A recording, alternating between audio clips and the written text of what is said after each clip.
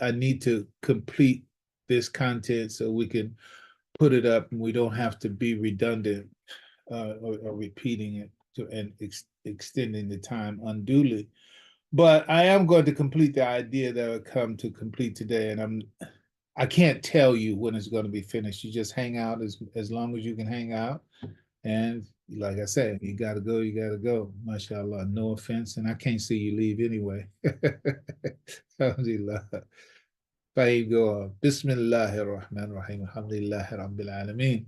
So we're talking about the genesis of New Renaissance. That's a subtitle inside of the total piece. And then now this is an episode within that context. And we started it last week.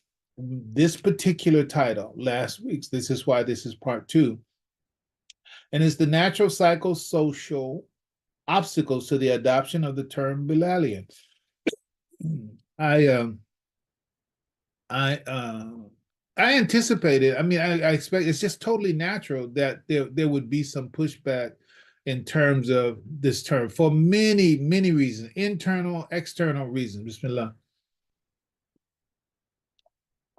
So I anticipated. So it's like I'm not surprised. In fact, I'm grateful that there have been some comments online, which is going to be the bulk of what I speak to today in response to it, because it's good. So yeah, somebody's speaking up. Somebody's willing to put their statements on in the chat or in the comment section.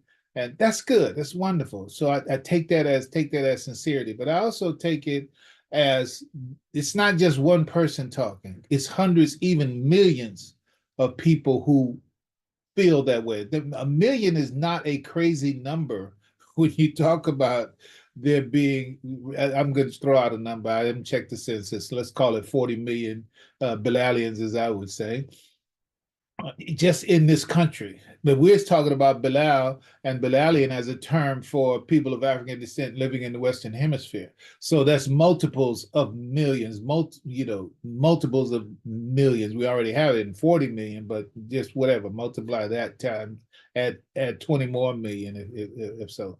So to say there may be a million people that share the sentiment that we're going to address here. It's not surprising. So it's wonderful in as much as okay, here's an opportunity to respond to some unsolicited pushback.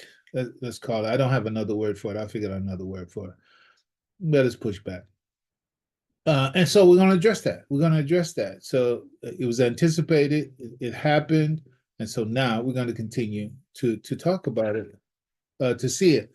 And so to touch on some of what we touched on last week, to begin this conversation, we talked about Metcalfe's law and the natural psychosocial obstacles to the adoption of the term Bilal.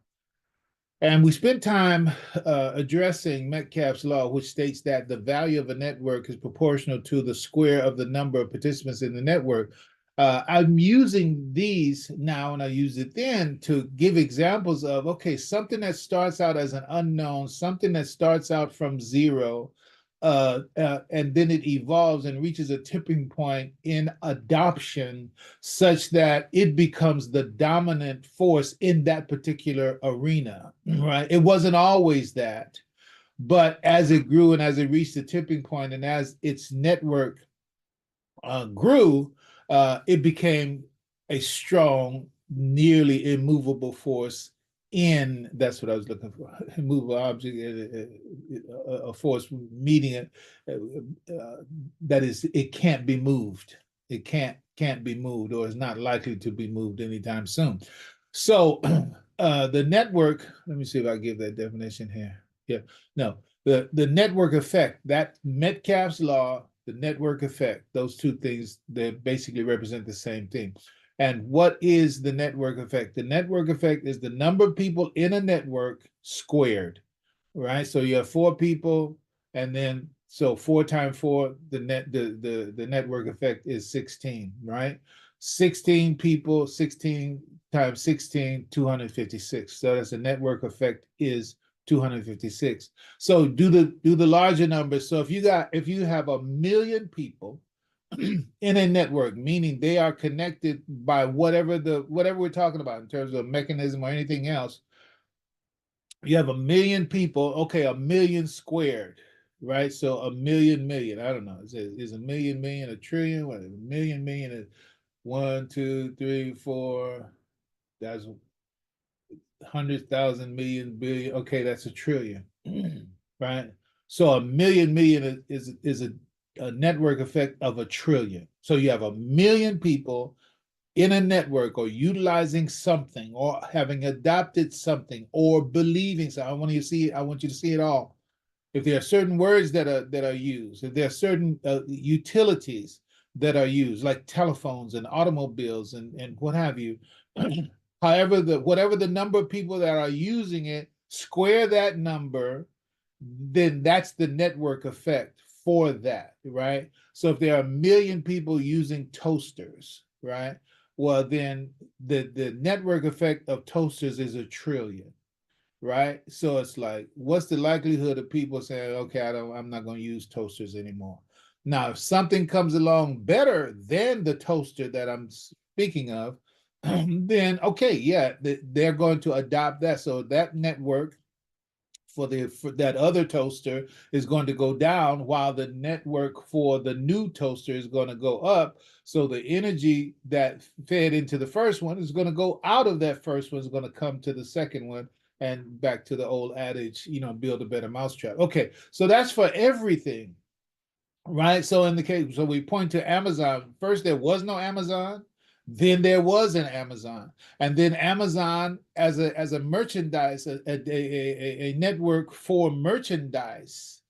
It grew, expanded, reached a tipping point, and therefore that led to the death of so many businesses, because the network effect from the businesses that were doing what Amazon came in and started doing quote unquote better than those other operations were doing, then the network effect was reduced for the old one and increased for the new one, in this case Amazon, as it relates to merchandising, right? I got to keep going. So go back last week and you can get that. So Google the same way in terms of search engines, right? I can remember, well, I think there was Alta Vista. I'm put on your binoculars and look back.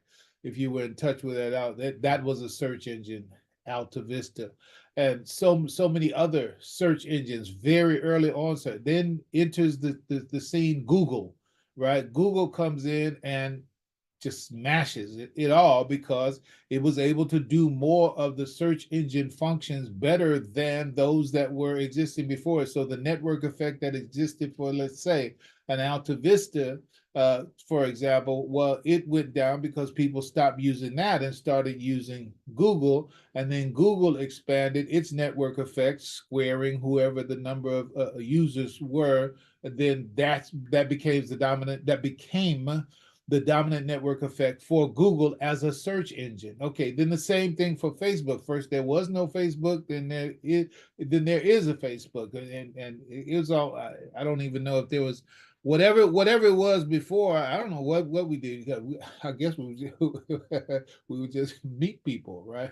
We would meet people. We have photographs, whatever it might be, Polaroid or those Kodak cameras or whatever. So we would share pictures that way.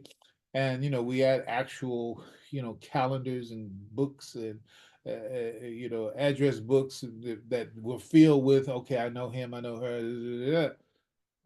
Okay, but here comes Facebook and the computer, and then social networking itself. So it's Facebook is kind of like the granddaddy of social networking. There are other forms of networking coming in, which we all talked about and you all know.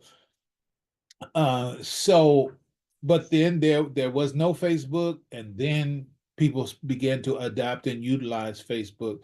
Take the number of people who started using Facebook, square it, and that's the network effect for social networking that Facebook brings to the table, or Meta as it is now. So their strength lies in the dominant network effect for each one of, and you do that for everything, and for anything. You do it for automobiles, for electric ceiling fans, whatever, light bulbs, whatever. There's a network effect for all of that based on the adoption of whatever that is, and then its strength is in that. Now, if something else comes along that does it better, then ultimately the dominant network effect for the old one is going to have to give way, like it or not. It's going to have to give way to the growing dominant network effect of this new kid on the block. Okay, and that's the case with Bitcoin. Okay, I can't overemphasize this to you, my dear beloved brothers and sisters. I can't overemphasize this to you. I had a sister, and with respect and honor and empathy, sister volunteered in response to a programming that we did on Monday regarding Bitcoin. I'm never gonna do Bitcoin again. I did that and I got cheated, and so watch out for the fast talkers. And I feel your pain. I get it, but let me put it like this. Also, I spoke to her at that moment at Monday, so it's not like I'm not haven't reached her with what I'm saying. The issue is okay, just like we can go with the Declaration of Independence. I just talked about the Declaration of Independence. We hold these truths to be self-evident, da, da, da. But some of the people who signed the Declaration of Independence, putting their life on the line to go to war with, who was it, King George? It's like that was the truth. They were dying and willing to die and sacrifice everything for that. And alhamdulillah, I'm glad they did. But they weren't living true, and there are those who still claim it who are not living true to that aspiration. But the aspiration, the declaration, the statement itself is not a lie. The statement itself is true. And again, I'm going to take advantage of what Tyson said. He said, words are beautiful, but actions are supreme, right? So it's like, okay, I hear what you're saying, but what did you do? Okay, so there's another saying that we should take to mind because it relates to Al-Islam, of course, as well. It's like ideas, listen, please. Ideas are not responsible for the people who say they believe them. So the idea, we hold these truths to be self-evident, all men are created was, XXX. That idea is not responsible for Thomas Jefferson owning slaves and George Washington owning slaves. And what? The idea is like, they doing that. Who I am and what I am, I'm true. It is. All men are created equal, endowed but they're created with certain unalienable rights. That's true. That's me. The idea. That's me. It's like, now what Thomas Jefferson, John Madison, whoever else, that's what they did. In the same way for those people who say that they're Muslims. There are things that they're Muslims, but have done criminal things and have done wrong things and have done unjust things and have done things that are horrible, right? And they've done them whatever the example would be, done them, quote unquote, in the name of Islam. Islam is saying, man, I didn't do that. He did that. He lying. He that. That's not me. Who's talking? The idea of Islam. And I gotta tell you, don't count yourself out. Don't miss that. Don't miss this Bitcoin boat. I'm telling you. I've got to move on. The point is that what is Bitcoin? Bitcoin as relates to and I have no aspirations myself personally. I ain't invite nobody to no multi-level marketing network of Bitcoin and blah. I don't trust them. I don't believe them. They're unnecessary. That's me. All right. Some people need to do stuff with a lot of other people doing the same thing, then they feel more comfortable. Perhaps that's the natural psychology of individual, but Bitcoin is not calling for that. It's something that you do that by yourself and you good, right? Okay, but what I'm hoping to emphasize is Amazon is all about merchandising. Let's boil it down. It's just about merchandising, right? Google is just about search engines and information, etc. Facebook and those kind of platforms, it's all about social. The more Amazon succeeds, the more merchandise gets distributed. The more Google succeeds, the more searching for information becomes easier, more available, and more accurate, and blah blah blah. It improves the search capability. So the improvement of Google is the improvement of one's search capability. The improvement of and the adoption of Amazon and Google the same. The adoption of Amazon, more merchandise gets distributed in all whatever the improved ways. Google, more searching is done in all the improved ways. Facebook, social networking is done in all the improved ways as it improves its purpose and reason for being. Bitcoin, when it is adopted, the only thing it does is that it generates and acquires more monetary energy. What do you mean monetary energy? Purchasing power. That's it. Its value is you're acquiring monetary energy, and the value of that monetary energy is its purchasing power. So it's like as it succeeds, whoever has it has literally more purchasing power. The dollar's purchasing power is going out. It has been going out. It's only worth about 97% of what it was at the early 20th century. So it's like this going, when you talk about network effect, the dollar's network effect is going down. Like I said, 97% now. What's the new kid on the block relative to monetary energy? The dollar was a place of monetary. The dollar was a place of monetary energy. Let's get away from it. So as Bitcoin is more adopted, and that's the thing, as more adopted, figure out a way to kill this. Lord help me. uh, as it is as it is adopted, the only thing that happens as Bitcoin is more adopted is that whoever has Bitcoin acquires more purchasing power. That's all its growth is. Then you decide what you do with that purchasing power. That's literally all it is. Monetary energy, okay, you have that, and okay, more adoption. Now that you haven't changed anything, just like the dollars in your pocket, by inflation, its value and purchasing power shrinks. While it's still in your pocket, it hasn't moved. It's the same token, looks the same, but it's worth less. You haven't done anything. You haven't moved anywhere, gone anywhere, haven't spent it, haven't put it nowhere. But now it's less because of inflation. Okay, Bitcoin goes the other way. The more it's adopted, the more its purchasing power goes up. Whoever has it, no matter how small, no matter what measure of it, as long as more of these larger financial institutions globally and nationally, as that, all you gotta do is just have what you got, and yours is going to grow. You don't have to do nothing. Well, volatility is a whole nother story. I'm not trying to tell that whole thing. I'm saying I have a missionary zeal about this because of what I do know. A lot of people, you have your hesitance and reservation. I understand.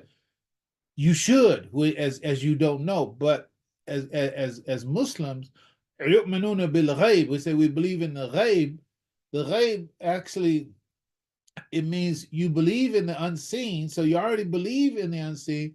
But then also one of that ghaib, that bil ghaib, yu'minuna bil ghaib, is also you believe because you trust the source. You got to trust the source. Now you got to ask yourself. Now look, you got to make your own decisions, but you got to ask yourself. I mean, really, really, really, what reason do you? If you've been in touch with me for 40 years, I've been, 50 years, 50 plus years. So it's like, If I was shady, come on now. So if I was shady for 50 years, you ain't seen nothing yet. This yeah, I knew it was something. No, mashallah, mashallah, nastaghfirullah. I got things personally, etc. that I hope that nobody finds out, and you do too. That's fixed in the religion. But when it comes to treatment and service and the trust as relates to the community's heart, mind, destiny, etc. Mashallah, may Allah make it so, may Allah keep it so, may Allah affirm that it's so. I have no reason to believe that. Listen, I don't know who you, I mean, if you talk about elements of trust, I don't know. If you can't trust me, I don't know who you gonna trust. I know I'm probably saying too much, but I don't, I'm just telling you. But why am I punching this up so much? Yeah, we have further to go on the matter at hand.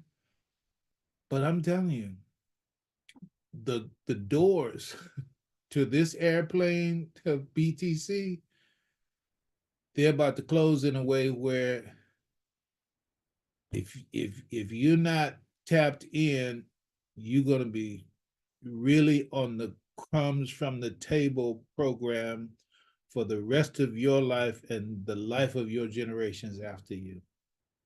That's not a threat. That's just a predictable calculation that I don't want to be the one to say. Now, you knew this all the time. You didn't tell nobody.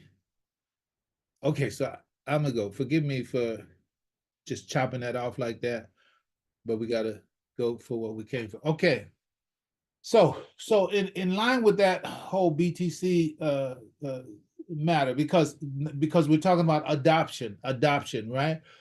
Okay, stay in context. Adopting Bilalian as a term, okay? There are terms that are already in use, right? So there was an adoption curve as it relates to Amazon, adoption curve as it relates to Google, adoption curve as it relates to Facebook, and there's an adoption curve as it relates to Bitcoin, which is moving and progressing such as it is right now. Okay, so the adoption of the label Bilalian has to also face the same kind of natural opposition to adoption over and against what has already been adopted. Why we need to change that? Why we need to take that? Why we need to do that? And that's for anything. That's for Amazon. That's for Google. That's for Facebook. That's for straw brooms. That's for wooden mouse traps. It's from whatever. It's like everybody, there's one way that we're always doing it, right? With coal oil versus whale oil and fossil fuels versus electrical cars, blah. Everything has this adoption curve, and everything has what we're focusing on right now is switching costs, right? That's what makes it complicated for people who are already fixed on a thing. It's like, I ain't ready to change. I don't want to change. We don't need to change. Everything right here is just fine. Whatever. And then you get all the what you call FUD for everything. Just imagine the movement from from horse and buggy to automobiles, right? Look into that transition, right? And look into the arguments against automobiles as opposed to people who are, doing horse-drawn wagons. You see what I'm saying? So there's this competition between what already exists and what is coming in, knocking on the doors. And why don't we do this instead of doing that? Okay, so here's the nature of it. That's what I'm talking about. The psychosocial barriers to the adoption of the name Bilalian, right? So let's stick with the BTC example, and then we're just going to make the translation when we get to it. The only apparent contenders for Bitcoin, for example, are gold, Wall Street, and the fiat banking system. That's like, okay, gold is that we good, we don't need no BC. Wall Street saying the same thing is that we good, we got the proper securities, blah, blah, blah. Fiat banking system is like, yeah, we don't need that because we can be better able to facilitate exchange with our Federal Reserve notes, blah, blah, whatever. All of these are falling out of favor when it comes to acting as stores of value. We talk about monetary energy, the monetary energy that's in gold, monetary energy in Wall Street, monetary energy in fiat banking system, we've done hours and hours and hours of that. So I'm sorry, I'm not going to spend that time here. The point is, these are the contenders, the opposition against Bitcoin, because of the place that they have held for thousands, in some cases, as relates to gold. Wall Street hundreds as relates to that, and also fiat banking system, especially since the Bretton Woods. So that's like a 20th century invention. I think it's called the creature from Jekyll Island or something like that. Let's move on. All of those are falling out of favor, like it or not, know it or not, aware of it or not. They're falling out of favor as stores of values, and there are those high wealth individuals and family offices, as they call them, and sovereign wealth funds and your hedge funds, et cetera. They say, man, I need to get me some Bitcoin. And that's it's jumping off, it's happening right now. And the same people that's running things right now, if you don't get your share of this material world, 2877 of the Quran, 2877, then it's gonna be out. Let's move on. Also, I mean, the reason I keep having these pauses is like, I see a horrible world for people who say, I don't want none of that. I don't want to. I see a horrible world for you. Think you're poor now? You think your opportunities for financial establishment are low now? With AI coming as it is, you think it's low now, and this is just the beginning of that. You'll be personally in a post-apocalyptic world if you let the door close on this in a way where you haven't, as God says, get your share of this material world. Okay, fine, move on. So also, what sustains these other elements against the new kid on the block is the switching costs. Make a note of that. I'm used to using it. Look, me for a quick example. It's like AOL. So sometimes, I say Fahim Shuaibe, what is my email? Sabilillah, yeah. Sabilillah at AOL.com, right? And Sabilillah at AOL.com. And when I say AOL, I used to get some chuckles. AOL. It's like, that's old. And I have to remind people at that point that, listen, yeah, it's old because I was an early adopter.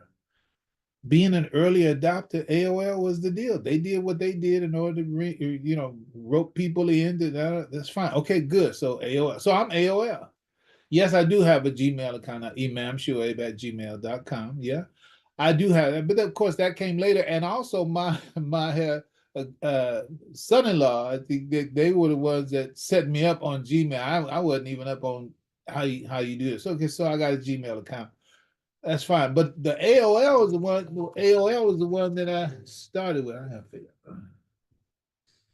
Was the one that I started with, and so all my contacts and etc. were built up under AOL, and so many subscriptions, so many other things I did with the AOL address as the contact and flow through, so many other things, right?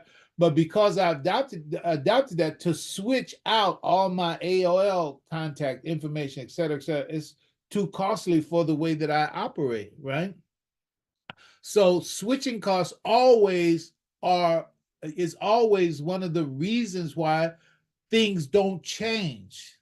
It's like, no, this doesn't work for me to change this because of that or what have you.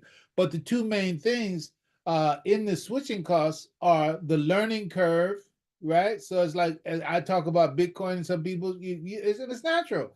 You think about what you don't know about Bitcoins. So it's a problem. It's like trying to do that. It's like there's a learning curve. I'm looking at the learning curve. It seems high to me. So I don't know if I can get okay. But so therefore you stay where you are because you can't address and overcome whatever or meet and accept the learning curve that's involved. And then you also have the adoption curve, meaning that at certain points, people who do make progress on the learning curve, whatever, that's fine. Then that increases the adoption. The adoption comes from more people learning, and the adopt. Okay, so then that increases that whole movement as it relates to the growing network of people say, okay, well, I'll face the learning curve and overcome it. And people say, okay, yeah, I've overcome a certain amount in the learning curve, so I'm going to adopt it because I know what's involved here. And that's fine. So that slowly gets to a point where more people adopt it, which strengthens the network of whatever the new thing is. It strengthens the network. So what has to happen? More people have to get beyond the learning curve, and as a result of the learning curve, the people adopt it, and then as more people adopt it, that strengthens the Metcalfe's law, that strengthens the network effect, and then that moves from the old paradigm to the new paradigm. So the switching costs and the problems of making a change, like using the name Bilalian as opposed to black, as opposed to African, as opposed to African American, it's like, why? Learning curve issue, right? And so if you don't get the knowledge, then you're slow or not likely to adapt. And if you don't adapt, then there's no change there. And by not changing, you're preserving the status quo of the old paradigm. And that's it. So if may Allah bless me to keep going forward, but that is the issue. It's natural. Okay, so when it comes to the monetary energy that is represented by the new asset that is BTC as compared to gold, Wall Street, fiat banking system, for the time being, they have their niche that is gold still holding on, Wall Street still doing what it's doing, the financial banking system, the fiat banking system is doing what it is. They have their place, right? You have people whose interest is there, whose utilization is there. Therefore, they represent the strength of the network for that current existing financial system, because the switching costs are protecting the old paradigm, right? And so as long as it's hard for people, for all the learning curve adoption reasons, to change, then as long as they are not able and willing to make pay the price of the switching cost, then the old paradigm is still in place. It's still locked in. So you can imagine, I hope you can, that there is a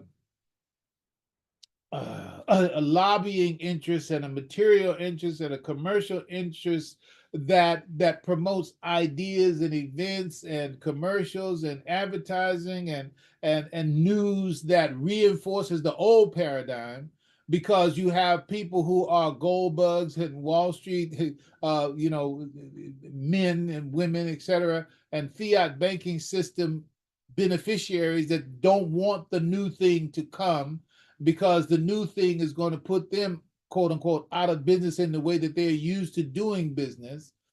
And so therefore you have those who are interested, don't change anything, because my value and my interest and my energy and my skill set requires things to stay as they are. And that in the same respect is why there are those who don't want to consider and utilize Bilalian as a term for people of African descent living in the Western Hemisphere. Let's go on to that particularly. I'm saying that's an apt analogy, that's a concrete expression of what the resistance is, and I understand it. It's absolutely positively natural. I'm just trying to explain it. All right, so here's that. So I'm gonna read some quotes directly from some pushback against using the name Bilal that came up in the comments from the posted sections. I'm going to shout out my brother Abdul Shakur. He replied also to these comments, and I love it. But I went talking about skill sets. It's like I was trying to find your comment so I could put my comment right under your comment, but I lost the thread, couldn't see how to get back to it, mashallah. So I figured maybe it's best that I didn't myself. But I'm just shout out, recognize that. And so whatever you would bring after we finish here would be appreciated as well. But okay, but these are directly from the comments. Okay, so this is what MRB. I'm not trying to name names, but I'm just identifying the person. It says, stop it, Imam, just stop it. All this using words and trying to make artificial real, violating cultural cosmological principles. Then they give this example. They said, and actually, I'm going to go ahead and tell you, I put this punctuation stuff in, so it looked neat, but it was not, it was hardly coherent what he's saying, but that's not the point right now. So he speaks as an example. It says, commercial flowers already taking out, changing the flower seeds where there's no more smell of the flowers, which have different scents or supposed to for longer shelf life for more sales. The effects of such with bees and human beings, no thought into is this. I'm just reading exactly what they wrote. No thought into is the same as you say sciencing, trying to make the word Bilal be the basis of identity and nationality, the same as Bitcoin being the future. There are cosmological principles, violations here, the same as all. They said fate, I fixed it. I guess they were, I said, well, no, they're talking about fiat, the fiat private commercial paper. So mashallah, I'm not trying to be humorous, disrespectful, whatever, but I had to decipher.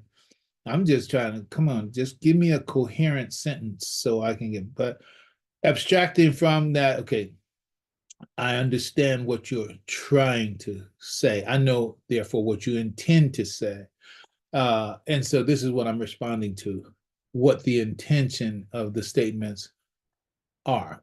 So here, here's my reply to this. So this is what's against the terminology Bilalian is that their statement is that this application of Bilal to name a people is artificial. That's the gist. That's the gist of what they're saying. That's the charge. That's the claim that they're making against what I've said, right?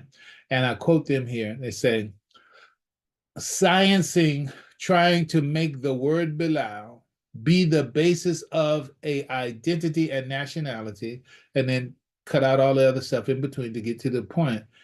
Their claim is that it is a violation of natural and cosmological principles. So that's when you pull out what their conclusions are. Okay, this is what you're saying. All right, so my reply is to that charge / claim, right? So now this is me replying. By drawing an analogy between phenomena in nature, because you say flowers, right? And natural laws, you say that there are cosmological principles that are being violated. So you draw an analogy between flowers, or you bring into your analogy flowers, you bring in thereby nature, and then you talk about cosmological principles, then you talk about natural laws, right? All right. So this person reveals their assumption that Bilal is something natural. They're saying, you just like the one who taking flowers and you can't even smell them no more, and they've done these things so that they can have a longer shelf life, so they can take commercial benefit of their mutant flower arrangements. And that's a violation of natural laws and cosmological principles, blah, blah. Okay, that's the claim, right? So by saying that, by making an analogy between what's being done with flowers and commercializing, and as you're doing the same thing with Bilal. Okay, so what are you saying? You're saying that Bilal is something natural. That's what you're saying. And see, this is the point. It's like sometimes people literally don't know what they are actually saying, right? But in any case, I know what the motivation is. You're taking something natural and you're trying to use it in an unnatural way. Okay, so you are agreeing that Bilal is something natural. Now I continue. Well, given that that's your conclusion, assumption, claim, etc., well, if Bilal is natural, then according to natural law, it has inherent meanings, qualities, connections rooted in historical, cultural, and spiritual foundations, if you didn't know. That's what it actually means when you talk about a name, when you talk about a person as being a part of the phenomena of nature, then for human beings and the names of human beings, then those labels have inherent meanings, qualities, and connections. And when you talk about personages and personalities, they are rooted in history, they're rooted in culture, they have spiritual foundations. While on the contrary, that is, Bilal fits that. But on the contrary, applying the word black as a label for a people is far more artificial than applying Bilalian. Which one is more natural when you talk about a label for a people?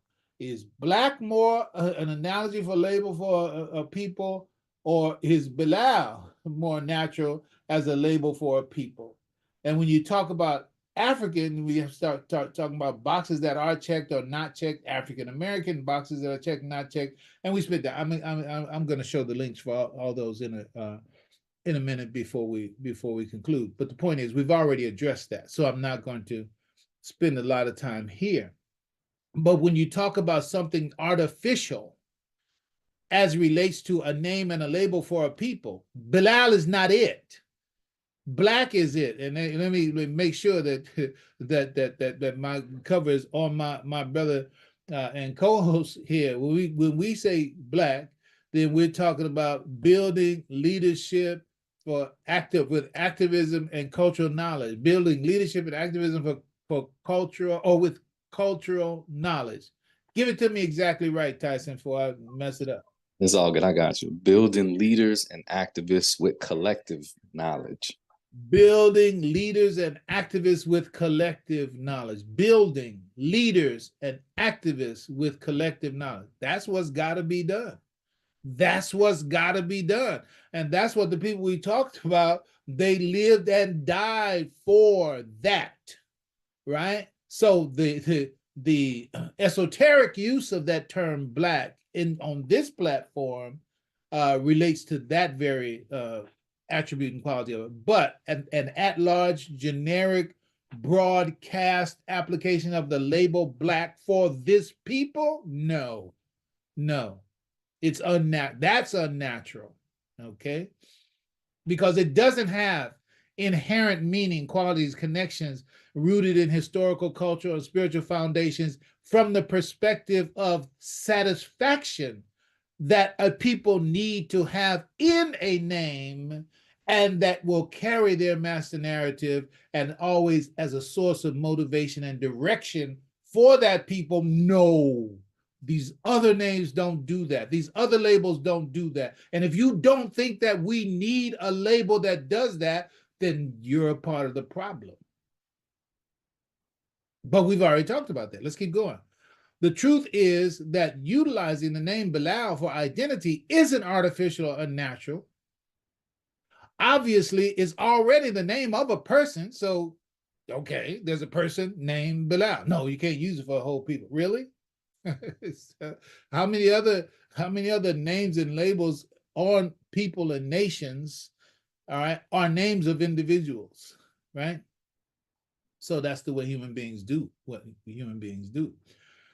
In any case, so while this is given as a criticism to defeat our use of Bilal, that is pushback, switching costs, learning curve, adoption curve, blah, blah, to defeat our use of protection of the old paradigm, to defeat our use of Bilal in this way, it actually supports our foundation for using it as a name for a people, right? We don't want the unnatural name. We want the natural name. And we want a natural name that really does for us as a people what we need to have done as relates to our problems of identity, right? There's nothing artificial about the use of Bilal as a name for those people, meaning people of African descent living in the Western Hemisphere. Why? Because due to its inherent meanings, qualities, connections rooted in history, culture, and our spiritual foundations, Bilal is literally and figuratively, organically connected to the people to whom it is being applied. What about the use of that label is artificial, incorrect, inappropriate, insufficient? What? And then There's no offering of an alternative to it. What they're not literally saying, okay, well, what are you defending? What are you defending? Let me knock this out real quick. Listen, mashallah, inshallah, a'udhu billah, may Allah protect and guide us. You know what I'm saying? Well, we just Muslim. We just stop it. You stop it.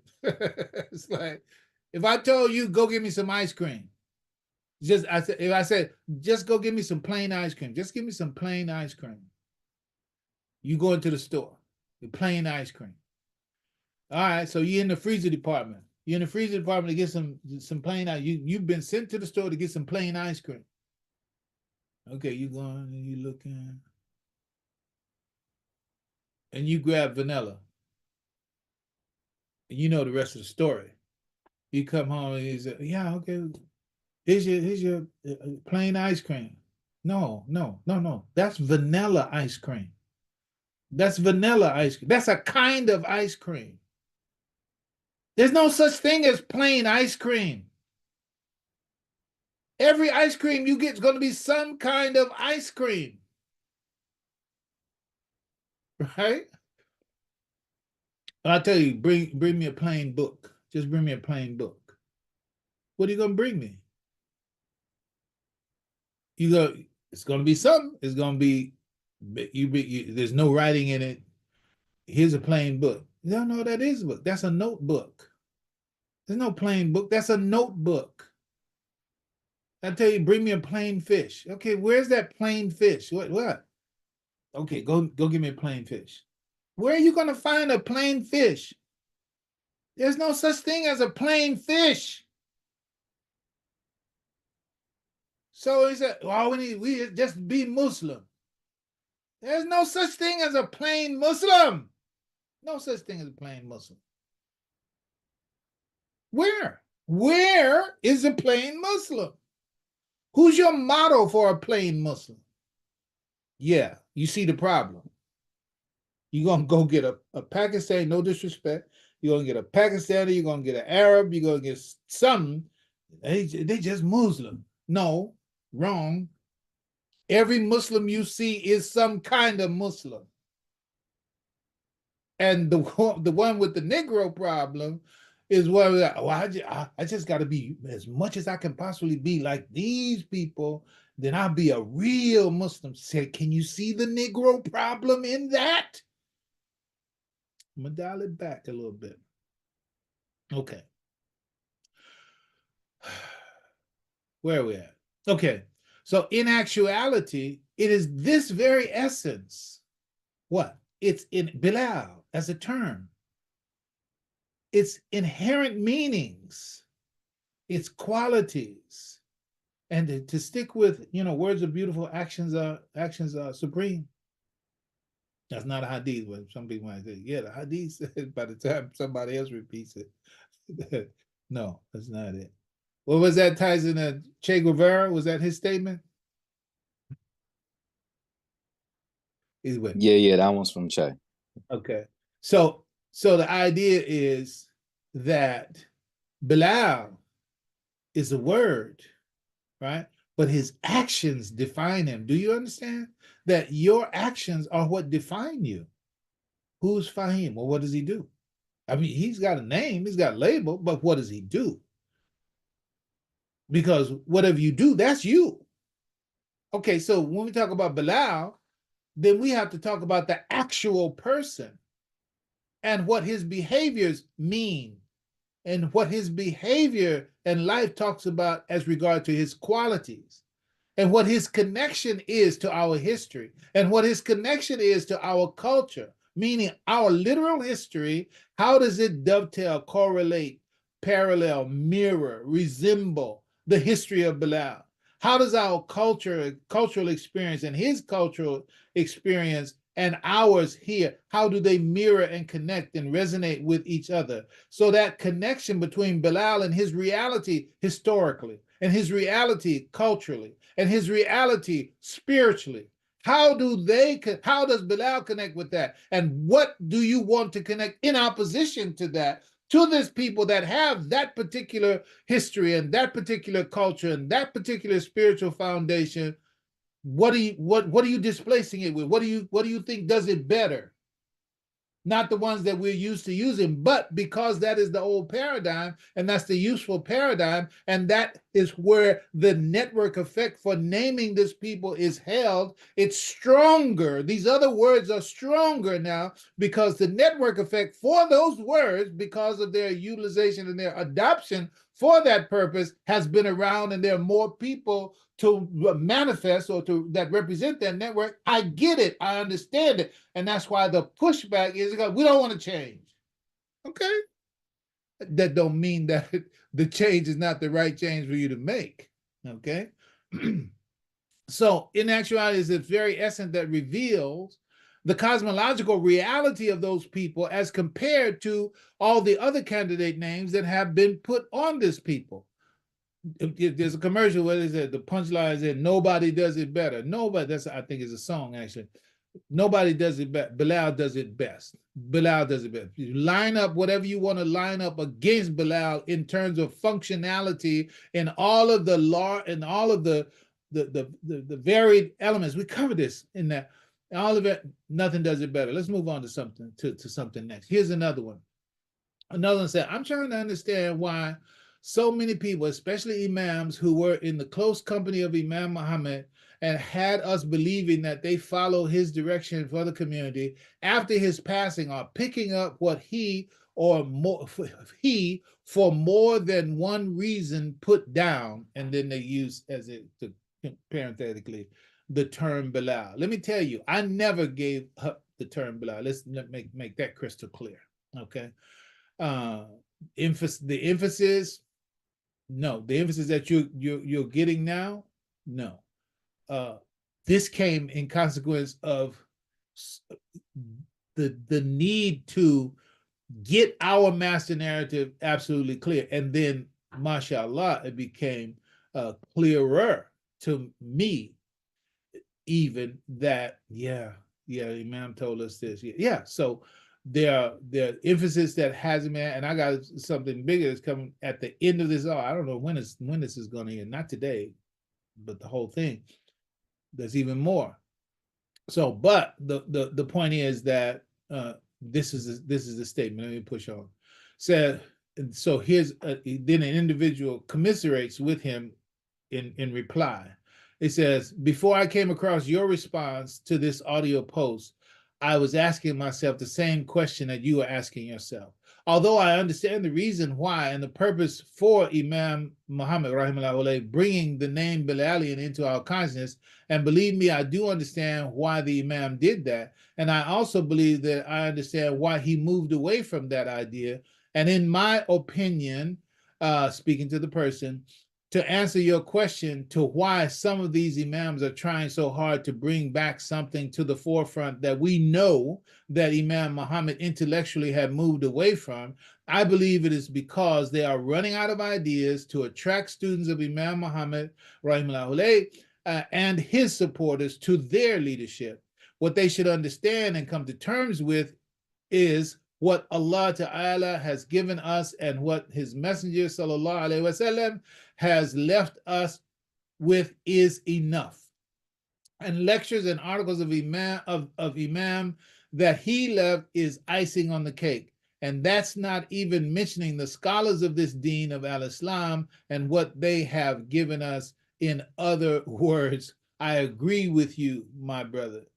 And there's just so much low-hanging fruit on why you are totally off base. But so I there's a lot of stuff that I decided not to say because it's nothing personal. I ain't tripping. I'm not worried. And though I'm going to speak energetically, but I'm not upset. I'm not bothered. I was trying to show that by the very naming of the first part of this segment is that I anticipate and I expect that I address. So I was seeking to preemptively recognize. I know that there's some natural pushback, but I'm going to go ahead and I'm going to limit myself to replying to a portion of it.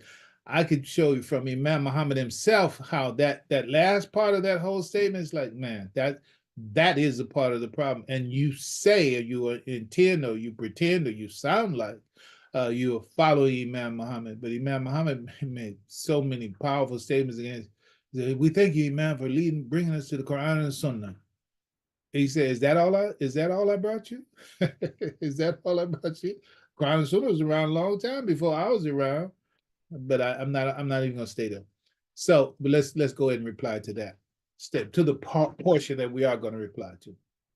Okay, so addressing this other argument against the use of Bilalian.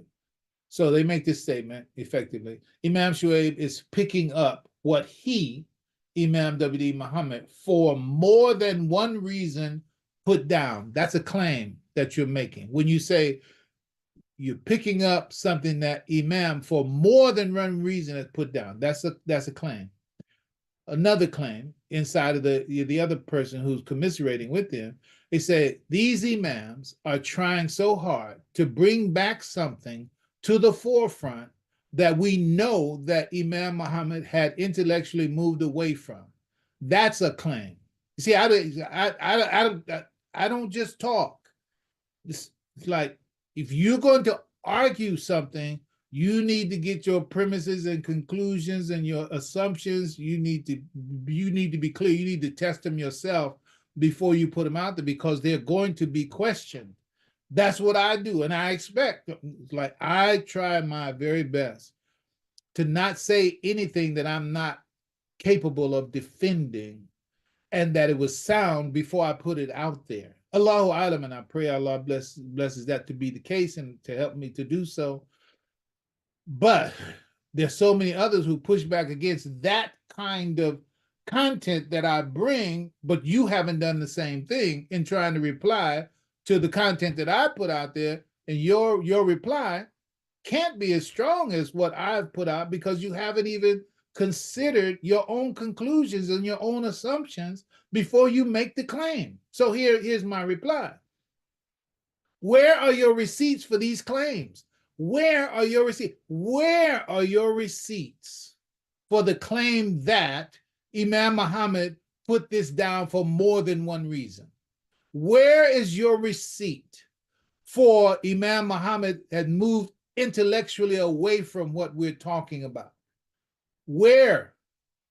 Just quote just one reason. Put it in. You inshallah, if you come back to the site and you hear this, put it in the comments, right? One reason that Imam Muhammad put this down, right? Just one, since there are many. And you say that Imam Muhammad intellectually moved away from it. Put it in the comments. A lecture audio is preferred. That is, let us hear it from his mouth. But if you have a qualified transcript, that would also be acceptable. But I want to tell you, I want to warn you, don't put it up there because you think that it possibly might relate to it. No, I'm asking for direct evidence for a claim that you have definitively and unequivocally made. And as an unbroken student of Imam, when I say unbroken, I mean from the time I was, mashallah, I'm just telling you, it's real. Most people, those who've been around for a minute, they know my studying and teaching from the whole dispensation, from the Nation of Islam through the 33-year life of Imam W.D. Muhammad. I didn't take no study break. I didn't take no vacation in wherever. Okay, well, let me get back to studying Imam W.D. Muhammad. Unbroken. This is no boast. I'm just telling you. I never stopped studying Imam. I never stopped listening to Imam. I never stopped tracking what Imam. I never stopped emphasis. And I could talk to you about how some people think something was dropped and it wasn't dropped. Let me see. Inshallah, Allah make it easy for me. Here's what happened. Here's what happened. I'm not going to try to tell the whole story, but I know this. Imam Muhammad will come through and he said, he started talking about, Quran, Sunnah, the religion, blah, blah, blah, right?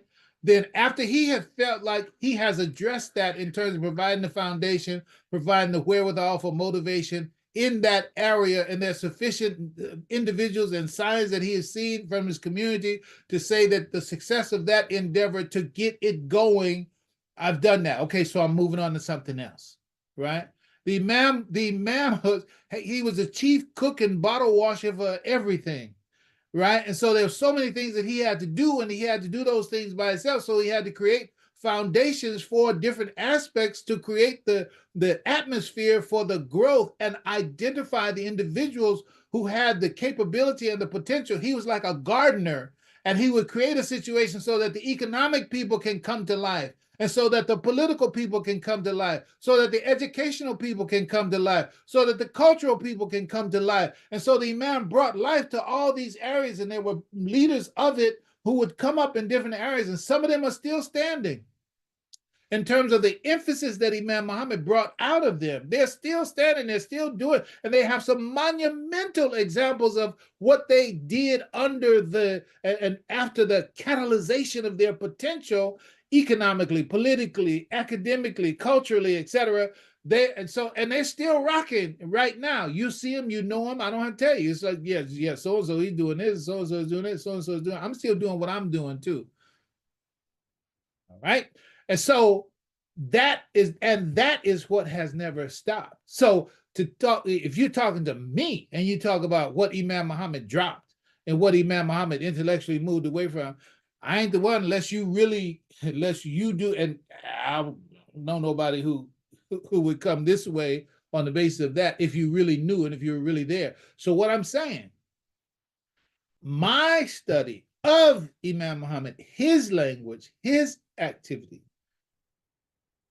unbroken for 50 years, just straight like that, unbroken 50 years. So if you just came to the party, I don't care if you came 25 years ago, you're late to this party right here. 25 years, I mean, I've been doing 20. Okay, wonderful, but you're late if you're talking about what I'm talking about. Let's move away from that. So the point is, I need the receipts, and I'm telling you, there are no receipts. All right. So in order to get the background for all these things that I've been talking about here, take a screenshot if you really want to understand it. See, because it's that you can't really. What Quran says it? The Quran said, "How can you reject something that your comprehension has not encompassed? How are you going to reject? You don't even know it. You don't even know it, and then you say, no.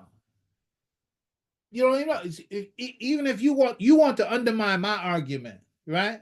You want to undermine my argument. Okay, if you want to undermine my argument, then let me tell you what you have to do. You have to find out. I'm really making something. Look, I'm not flexing. I'm just saying the reality. This is for anything you want to push back on anything. Very simple. Very simple. The first thing you need to know is what are their conclusions. It doesn't matter. You talk about Trump, you talk about Kamala Harris, you just talk about whoever you want to talk about. You need to be able to identify here, I'm going to tell you about another book. This will help you. The book is Asking the Right Questions. Asking the Right Questions. The authors are Brown with an E at the end and Keeley. And it's just asking the right questions. So if you really want to understand how to parse out and understand and discover someone's arguments and push back against that argument, then that's a book to help you do that. And let me help you even further. Because if you want to engage in quote unquote debates or arguments, you need to strengthen your debate game in terms of that, okay? So that's what. The other thing, you can use artificial intelligence, that Chat GPT. You can use that. You should use it. You should use it, but recognize you keep your humanity and your freedom and intellect and understanding. So this thing. So you look up, let's say Brown. You can do asking the right question, Brown and Keeley PDF, just to find out if there's a PDF version. All right. It's like Come on, I mean, y'all know I got that hood background, so I'm just gonna put you up on game. I'm telling you, right? I'm telling you how to fight me if you want to fight me in terms of that. Okay, use this because it is going to provide for you some things that if I ain't thought about them, I haven't got it, then you got me, right? So so the idea is so you get the PDF. There's this thing, there's an app online. And actually, I think it's also inside of chat GPT as well. If it's not there, you can put it in there using Google, using the Google platform, the Google, I don't know, whatever it is. You know, you have different, you know, you got Safari, you got Google, you got different things. In any case, so you can have it's called Ask Your PDF. Ask there's a askyourpdf.com, whatever. Okay. You can take whatever anybody has said, right? And if it is already a PDF, then you load it up inside of that, ask you a PDF, and it will summarize the whole thing. I did that with the that 2025 thing, whatever project 2025. It's in the PDF form. Put it in, ask your PDF, and ask it whatever kind of question you want to ask it. Right? There's so much that I could say, but I'm not going to do that right now. Okay, so I'm saying it's like, okay, if you want to parse out somebody's argument, then you can do that. So, but now set that aside. I'm just giving that as a token, just because you're here, right? I mean, anybody, whoever's here.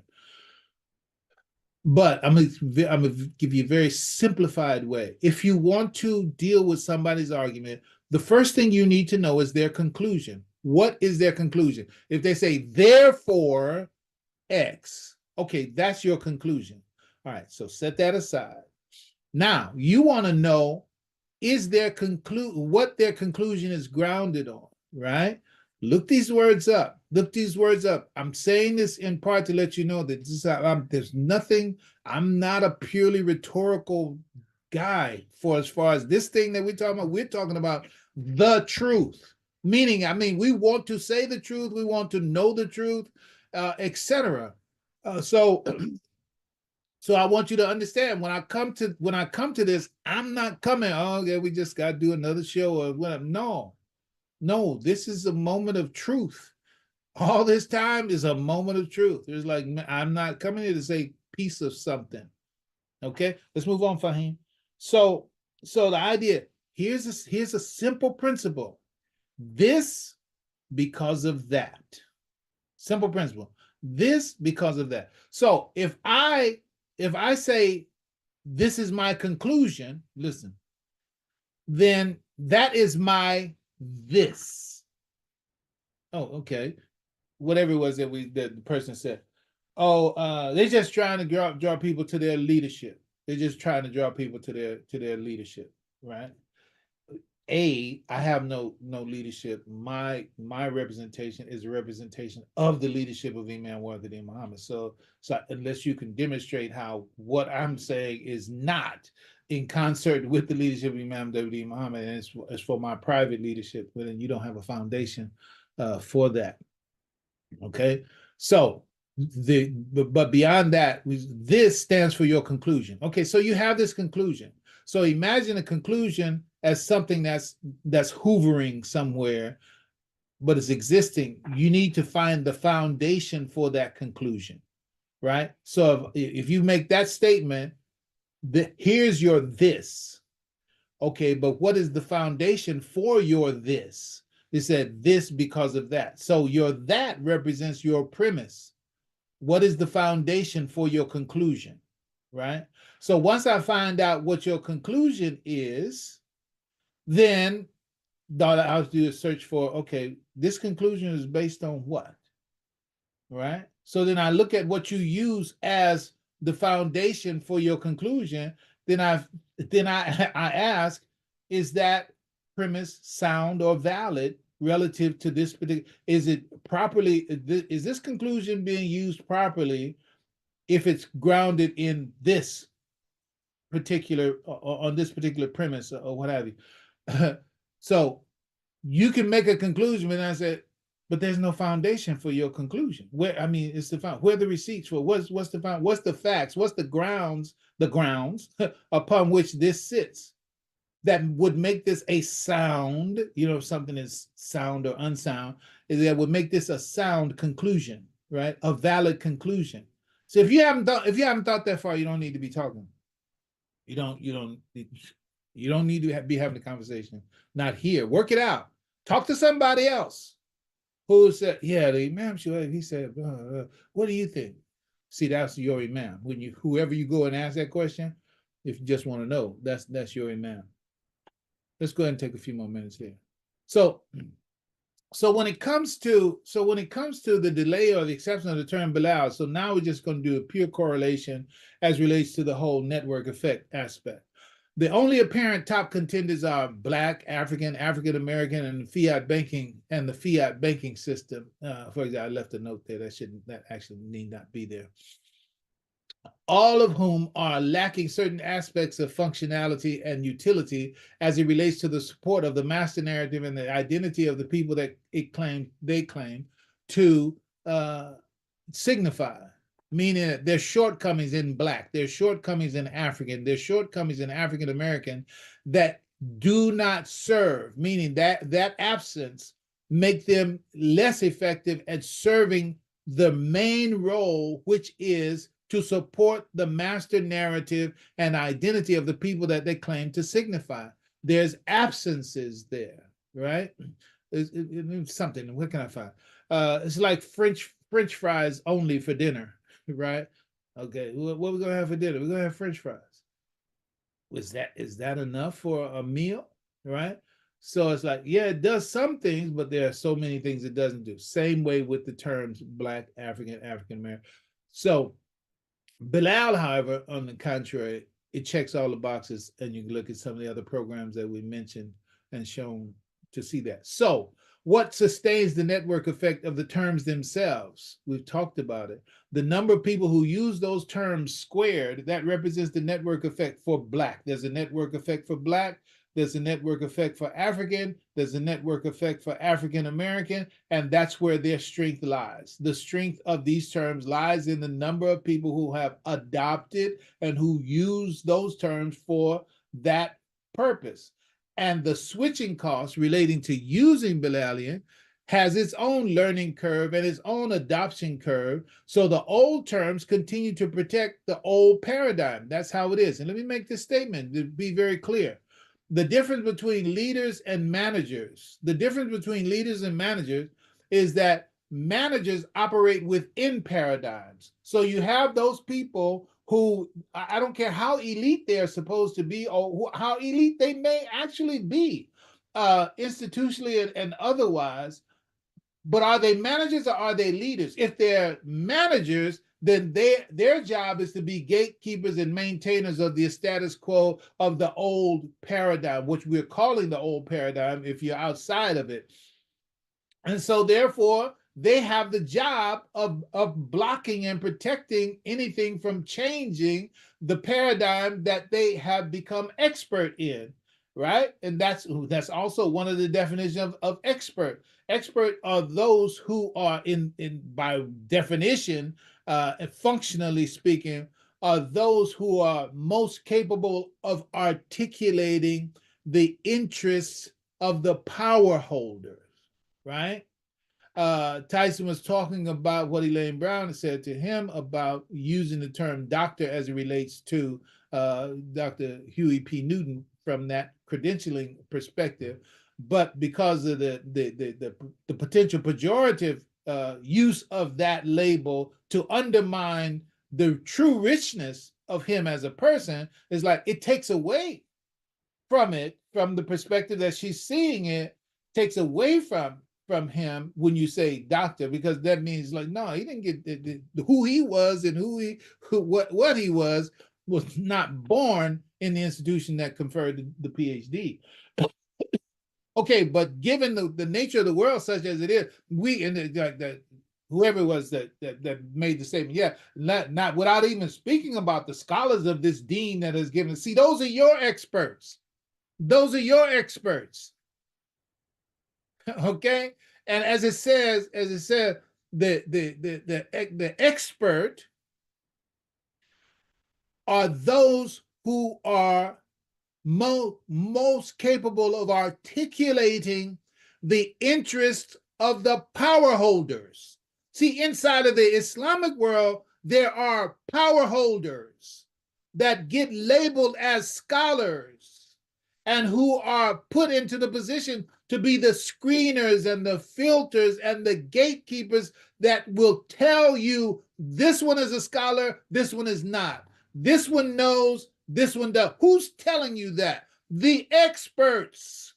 Who are they? Those who are most capable of articulating the interests of the power holders. And why are they conferred this kind of power and excellence and authority and deference and recognition? Because they know their place in preserving the old paradigm. And so as long as so-and-so continues to talk this way to protect the accepted consensus, then he's a scholar. And whoever speaks against the old paradigm and whoever doesn't carry the idea in the mind that the old paradigm, how can you say, perpetuates, we don't take from them. We don't. Is it because what's being said is not true? Or is it because it doesn't agree with what you have been licensed for? Oh, there's no priestcraft, not really. Let's push on. So for the time being, the old terms have their value for those who continue to use them. And science says that it's natural and it should be expected. And that's what I'm saying. I speak with this energy because, you know, many times I just don't get an opportunity to really just be, you know, keep it a buck. If you understand what I'm saying, it's like I don't have to go to left field for it. This is the subject today. All right, so whatever. There's some extemporaneous comments that work it out. Let's keep going. So, and science says it's natural and should be expected, just like I expected this pushback. And just like the American dollar, for example, though it's lost 97% of its purchasing power, it's still being used around the world, right? And still has utility, and still has a major niche in the global financial culture. But there's so many that move. BRICS, for example, I say what that is, you know, Brazil, Russia, India, China, and Southern Africa. They have created their own global monetary system as well that's over and against the international monetary system, which they weren't a part of it, right? Okay, but dollars still circulate in the world as powerfully and more powerfully than all other fiat currencies in the world. But those days are numbered and limited, and others are moving away from it. So the network effect of the American dollar is definitely continuing to go down, not just speaking of inflation, but speaking with regard to utilization and adoption of cryptocurrency. That's reality. All right, so the superculture for these people has canonized the label. So I'm saying the network effect for Black, African, African American, there's Metcalfe's law that applies to how many people use the term Black, how many people use the term African, how many people use the term African American as it relates to a label for this people. Well, that's the strength of the network effect. Okay, fine.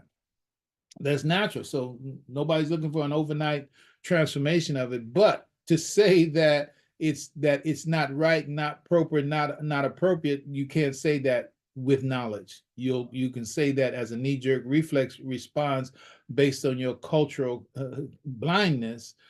That's fine, but that's totally natural, right? And inshallah, with Allah's grace and help, we're going to come to a conclusion on this, inshallah. Says where we're at, and the entire world has come into a consensus trance around those names, right? So they are accepted around the world. So most people in the world naturally and quite unconsciously defend those labels. It's like, man, don't say nothing about Black, don't say nothing about African, don't say nothing about African American. No, we are. I get you, and I understand why that's the case. From the book Maps of Meaning by Dr. Peterson, says something we cannot see protects us from something we do not understand. The thing we cannot see is culture. This is what most people do not understand, what their order of blindness actually is. The thing we cannot see is culture in its intrapsychic or internal manifestation. Many don't know how what has been put out into the world has been internalized and has transformed information that has transformed them internally and have caused them to think the way that they think at an unconscious level, meaning we don't know how we came into most of our ways of thinking. It's just something that came in consequence of our acculturation and our socialization. It's a very natural process. But let's keep going. The thing we cannot see is culture in its intrapsychic or internal manifestation. The thing we do not understand is the chaos that gave rise to culture. If the structure of culture is disrupted, unwittingly chaos returns. We will do anything to defend ourselves against that return. Trust me, the Trump phenomena feeds into all this that I'm talking about. But to stick with the issue of Bilal as a term over and against the idea of Black, African, African American, etc., it has to do with the comfort level that individuals have achieved when it comes to using those other terms. It's like, I'm used to you accepting Black. I'm used to saying African. I'm used to saying African American.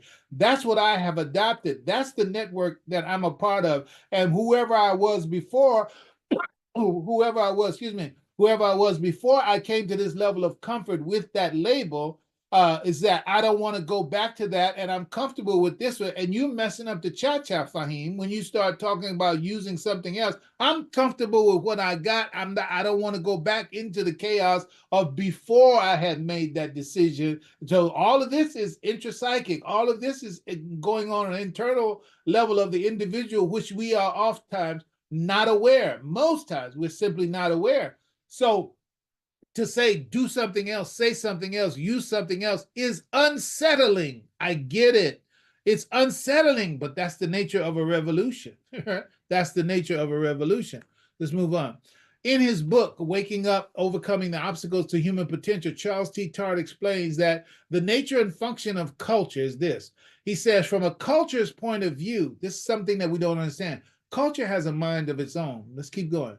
From a culture's point of view, it is far better if your everyday mind, the habitual automatized way you think and feel, is shaped to reflect the culture's consensus beliefs and values. There's a consensus belief. I'm saying others now, right now. There's a consensus of beliefs and values around the term Black, consensus of beliefs and values around the term African, consensus of beliefs and values around the term African American. There's a consensus that the culture has brought into global and consciousness, right? Then when you take that from a culture's perspective, then you will automatically experience the right perceptions and interpretations. So it will be natural to act in the culturally appropriate, because Black has been approved for you. African has been approved for you. African American has been approved for you. Bilal and Bilalian has not been approved for you as a people. So you're acting wrong when you don't do that. Stay in line with the cultural consensus around the beliefs and values in terms of the naming of this people. Don't get out of line, stay in line. Let's go back to the quote. So it will be natural to act in the culturally appropriate way, even when there are no agents of social coercion around. I mean, listen, that you can go straight to Carter G. Woodson, Miseducation of the Negro, in that quote where it says, once a person, you control a person's mind, you don't have to worry about their behavior. If they you don't have to tell them to go to the back door, they'll go to the back door on their own. And if they get there and there's no back door, they will demand one for their admittance, right? Where my back door at? Right? You don't have to worry about it, because they have come into the consensus trance that the culture that wants to give them a particular place means for them to stay in. You don't have to tell them. They will do it where there are no agents of social coercion. And the agents, I'm going to go back to this expert idea and the idea of who is a scholar and who's not a scholar. Those experts and those scholars who antagonize this kind of freedom and autonomy that we're talking about, they are agents of social coercion. They are to coerce you. Fahim, get back in line, or we're not going to accept you as a scholar. You know what you can do with that. When you automatically think, staying with the quote, when you automatically think, behave, and feel normally, right? The norm that we set for you, when the internal workings of your mind automatically echo most of the values and beliefs of your culture, mindset, you have achieved cultural consensus transcend. That's the case of most people in the world. And when this idea comes to their mind, who have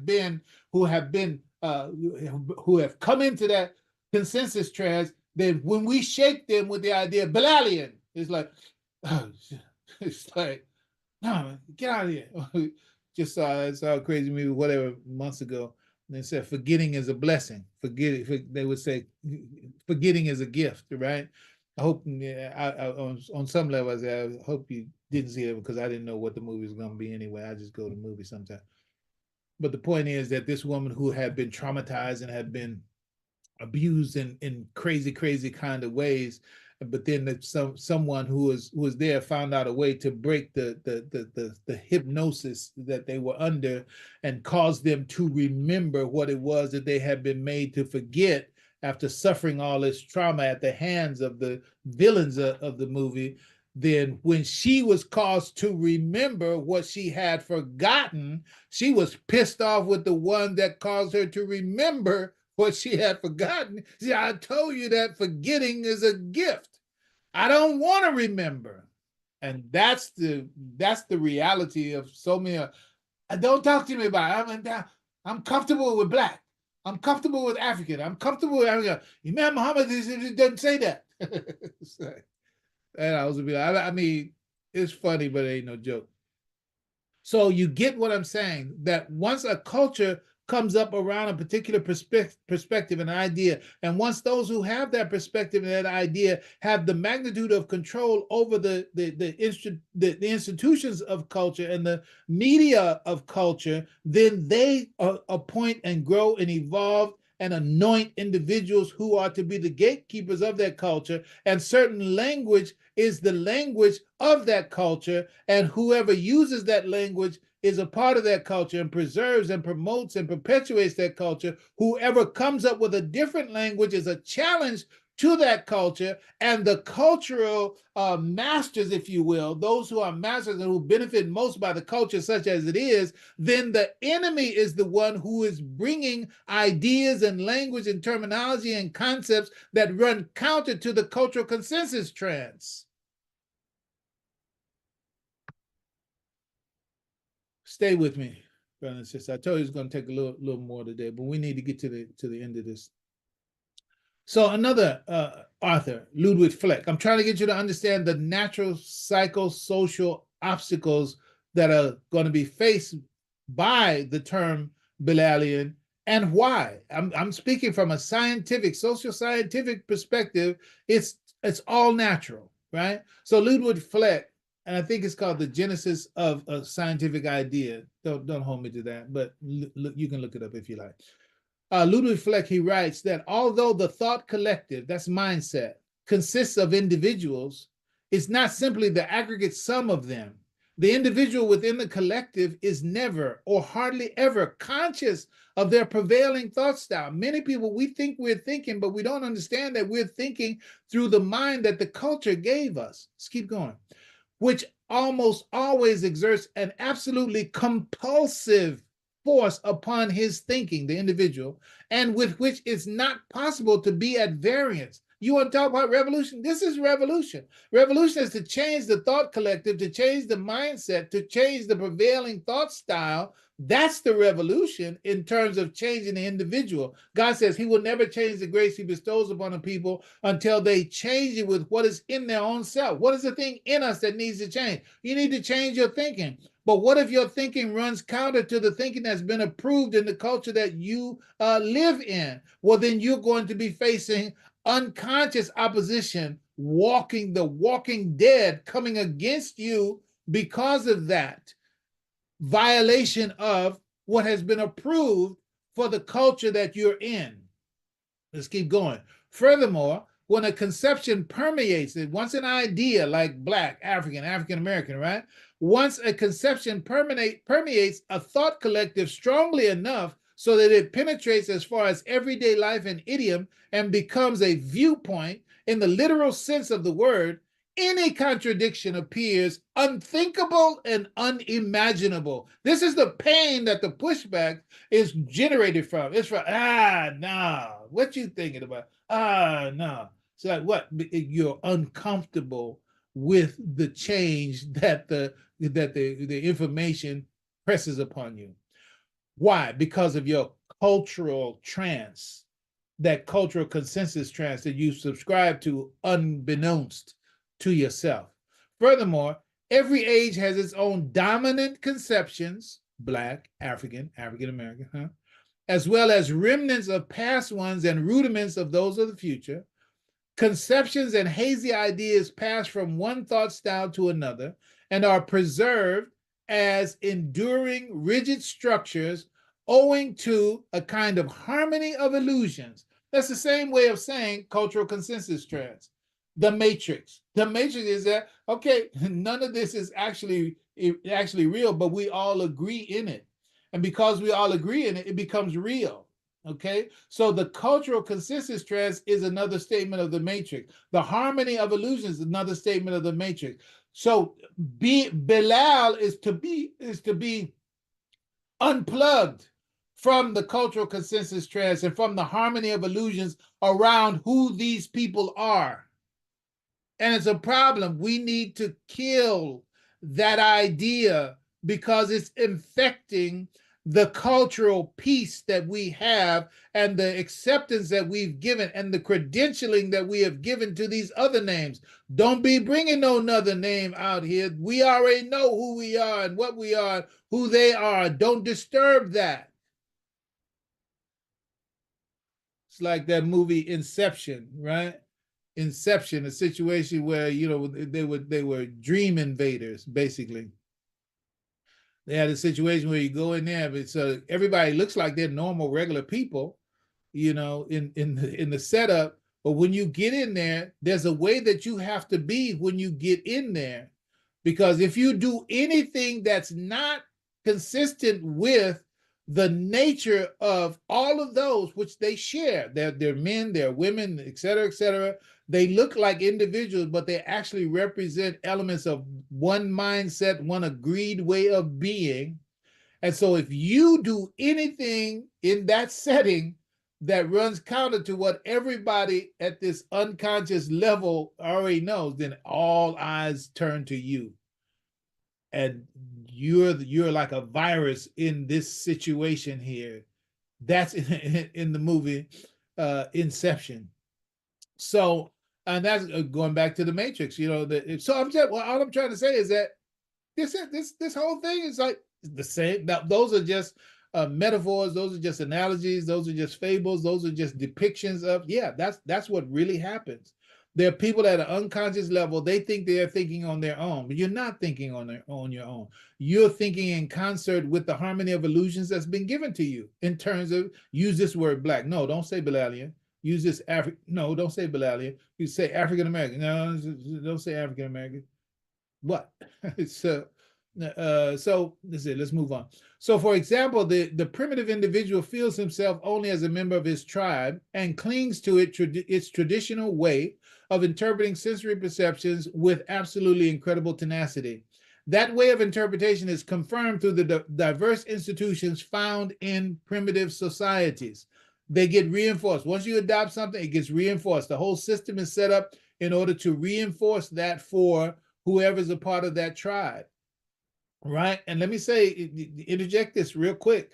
Brother and sister, when Allah says, well, takum minkum ummatan yad'una ila al-khayr, and I think that we ran past that, because in 3:104, which is what I'm mentioning, and then 285 of the Quran say, yeah, all these things that are negatives in the consequence of what I'm saying right now, in the context of what I'm saying right now, when we do that as Muslims, they all become positive. To come into the habitual, let's call it consensus trance, if you will, of Islam, in a culture that enjoins what is right, forbids what is wrong, where doing the right thing is habitual, where doing the right thing is unconsciously, we are unconsciously good in our behavior. And in fact, when the Quran says the believers are those who say "Sami'na wa ata'na," that's a statement that the reality of these values have come into that person and have reached them at an unconscious level, so much so that when they hear the truth, they automatically, without other deliberation or consideration,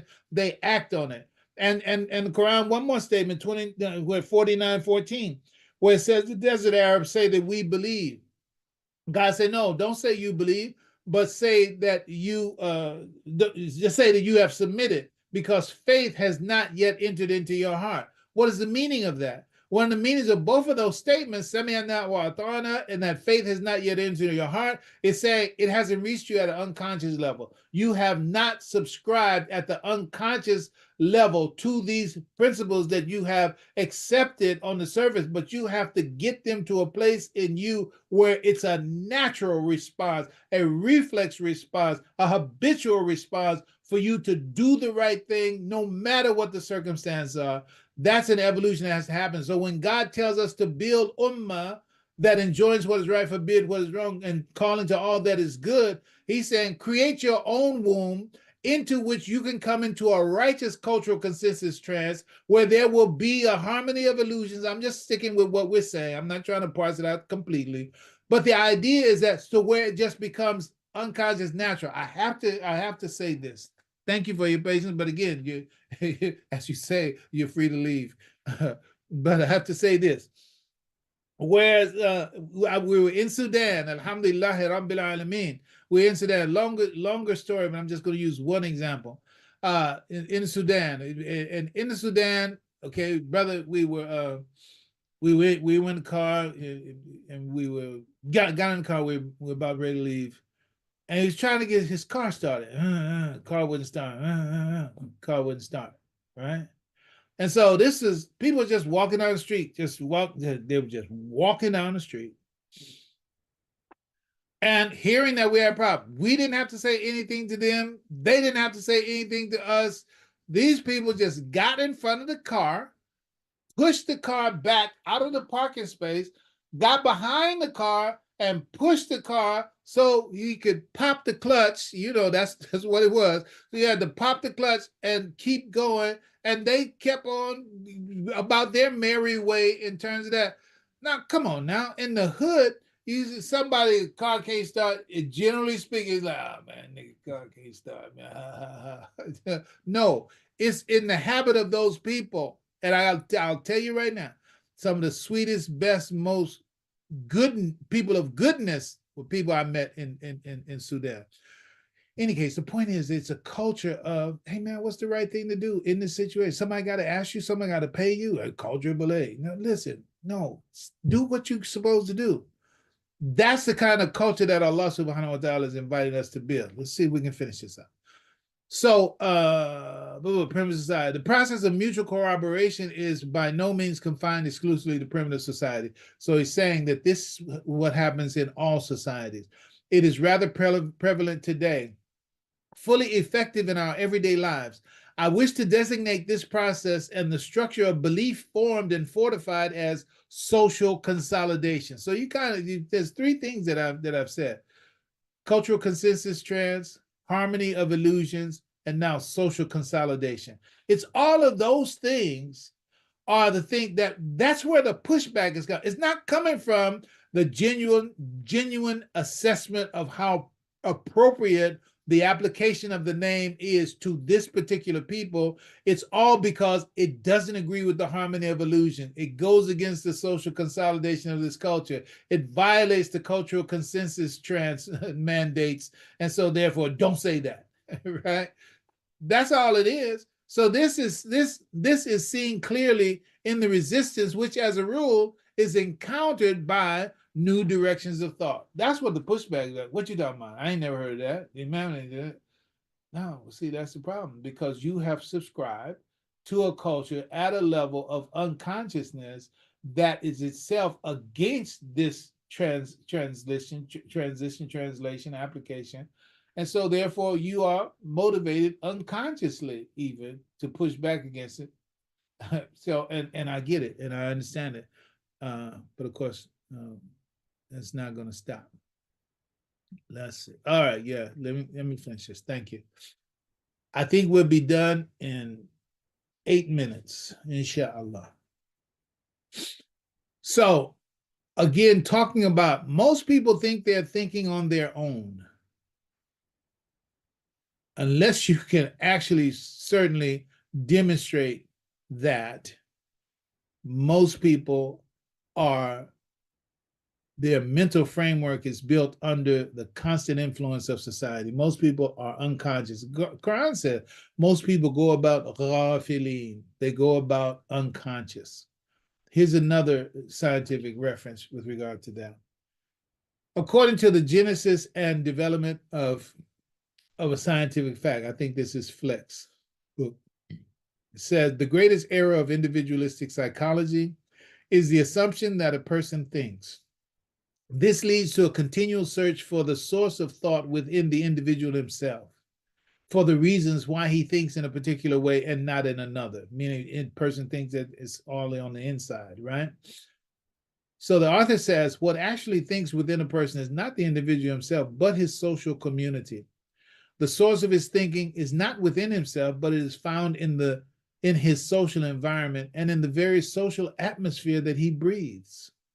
His mind is structured, and necessarily so, under the influence of this ever-present social environment, and he cannot think in any other way. So this is one of the critical things. I'm going to go back to the idea of let there arise out of you an ummah, where Allah has ordered it. Why do we need to have an ummah? It's for this reason. The reason is that individuals don't think. The individual's minds are structured under the social environment and the social atmosphere that they breathe. So what if you have a toxic social environment? What if you have a toxic culture? What if you have a culture that is inviting you to a harmony of illusions and social consolidation and consensus, cultural consensus trends that is against your nature, that is against your destiny, that is against your future well-being? But that's the nature of human life. As long as you don't have one, you don't have your culture, you are by default living in somebody else's culture. And if that culture is not good and conducive to your life, it's going to be an enemy to your life, which is what is the case right here. The role of the quote unquote blacks in this society has been to be the mud seal of this society.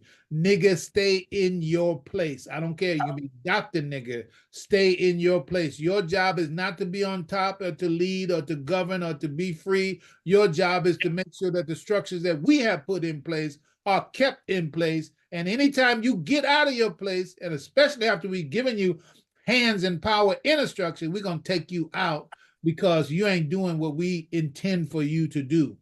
That's what we see in these multiple assassinations that we've seen. So to close, we have this. I have this comment from my dear brother who makes a statement in the comments. I have to say this because given that you are Muslim and inshallah a believer, here's the situation. Dear brother, add this to your statement where it says, what they should understand, talking about imams who are trying to bring others to their leadership and away from Imam Muhammad's leadership.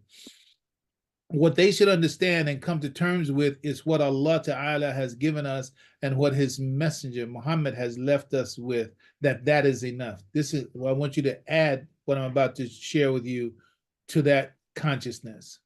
And it's this. You said, and this was an accusation, I believe is because they are running out of ideas to attract students of Imam W. Muhammad and his supporters to their leadership. That's your accusation. And here's some well-known hadith that address false accusations. I'm going to try to read the Arabic for us in this case. It says, Abu Hurairah radiallahu anhu, he said, whoever accuses a believer of something that is not true, Allah will cause him to dwell in the mud of Khabal until he retracts what he said. Another hadith of the Prophet sallallahu alaihi wasallam, it says, if anyone accuses another of something that person is innocent of, that accusation will rebound upon the accuser. Also, the Messenger of Allah, sallallahu alaihi wasallam, he says, if anyone accuses his servant or slave of committing an immoral act, and the accused is innocent, the accuser will be lashed on the day of judgment unless the accusation is true. And the Prophet sallallahu alaihi wasallam, he says that a slave of Allah may utter a word which pleases Allah without giving it much importance, and because of that, Allah will raise him to degrees of reward. And slave of Allah may utter a word carelessly, which displeases Allah, without thinking of its gravity. You weren't thinking when you said this, which displeases Allah without thinking of its gravity, and because of that, he will be thrown into the hellfire. You got to be careful what you say and who you say it about. Allahu alam. Thank you all for your patience.